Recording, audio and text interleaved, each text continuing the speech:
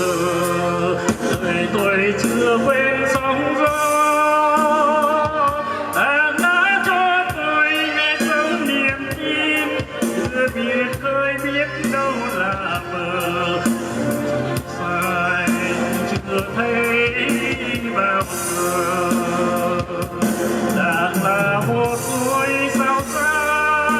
sáng nhất trong muôn vì sao mưa trời tối đêm mịt vẫn một màu sáng cho đã làm nên bài ca chiến thắng có đất nước ta tình yêu cho mọi ước mơ trên đời ôi là của tôi ơi mãi mãi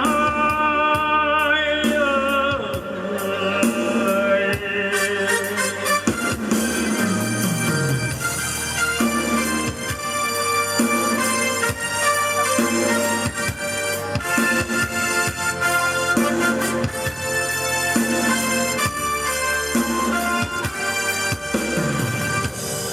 Đảng là cuộc sống của tôi mãi mãi đi theo người một thở đời tôi chưa quên sóng gió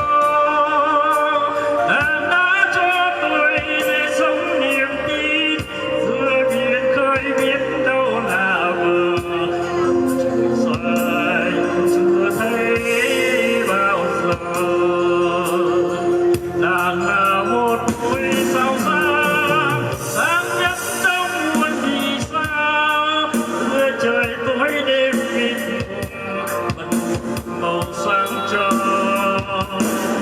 Đảng làm nên bài ca chiến thắng có đất nước ta tình yêu cho mọi ước mơ trên đời ôi Đảng của tôi